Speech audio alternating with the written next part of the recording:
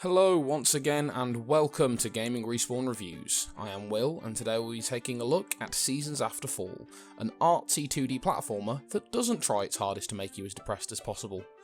Well, there's a first time for everything. Let's get started. The story of Seaons After Fall concerns a strange floating spirit called Little Seed, who is awakened by a disembodied voice and sent on a quest to retrieve fragments of the different seasons from 4 guardians. To do this, you possess the body of a nearby wild fox who becomes your vessel for the journey, helping you to perform the ritual of seasons to change your life forever. The story is quite interesting and is told partially through very short cutscenes, but more often than not through the disembodied voice's narrations. The story at first seems to be very light and simple, but at around the halfway point manages to take a bit of a turn, which I'll try not to spoil for you. Needless to say, the story doesn't stay in the safe territory that you might expect.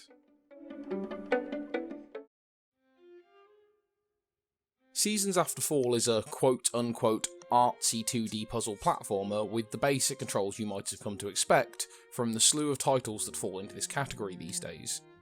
Other than running around, there are basically 2 controls. You have jump, obviously, and you also have a bark, which is used to trigger several effects throughout the world, and to interact with the other creatures that you come across. You're free to use either a keyboard or a gamepad, and fortunately you have the option to use a D-pad to control the character, which is very nice when you're moving around in only 2 dimensions. The game manages to mainly avoid tutorialising the mechanics, excluding a very brief section at the beginning. From that point on, you're left to discover how everything works on your own, and even then the game doesn't feel the need to drag you around by the nose. You mainly find your own way through the world, but the voiceover does occasionally give you a little nudge if you're heading in the wrong direction. The gameplay's variety is mainly to be found in the seasons mechanic. As you progress through the game, you unlock the ability to change the natural world by switching the season you're currently in. The different seasons affect the world around you in a number of ways. During the winter, for instance, lots of plants won't be grown, but lakes and ponds are frozen over so it's possible to walk across them. During the autumn, wild mushrooms sprout, but lots of other plants aren't usable, and during the spring, you can use rain to make ponds deeper or to grow trees suddenly. Most of the puzzles of this puzzle platformer stem from this season switching mechanic, so, as an example, you might be faced with a lake that is too low down to allow you to jump to a platform, so you have to switch to spring to fill the lake up, and then switch to winter so that the water is frozen and you can walk across it to get the ledge. If that description of a puzzle doesn't strike you as much of a challenge, then I'm doing my job correctly, because pretty much none of the puzzles are even close to difficult. As long as you're not drunk when you play, you'll probably breeze through pretty much the whole game without stopping. The only other negative point is that a few of the puzzles require backtracking, which gets annoying quickly.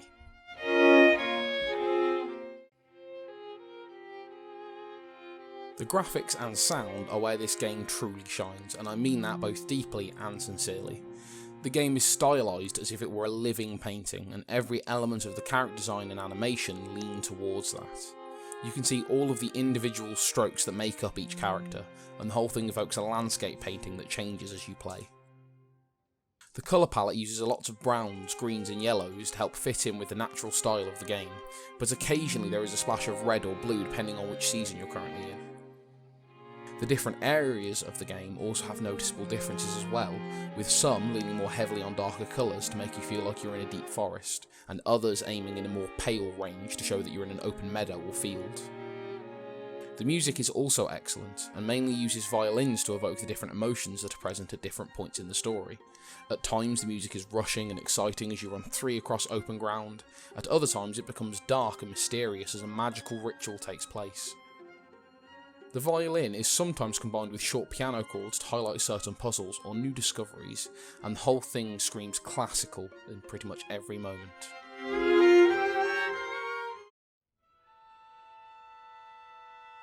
Seaons After Fall is a stunningly beautiful game, which drips style and care from every pore. Despite being another 2D indie platformer, this game manages to stand out by its painting-esque visual design and its heavy use of classical style music. And, despite its few gameplay niggles, such as the low difficulty and occasional backtracking, you will probably want to play this game multiple times, just so that you can keep looking at it for longer. Score? 85 out of 100. Thank you for watching our review of Seasons After Fall. If you like this review, you should check out our review of Featherpunk Prime by clicking this link. Or, click our logo to go to the site and check out our other reviews, news and features. I have been your host Will, thanks again for watching, and remember to keep playing.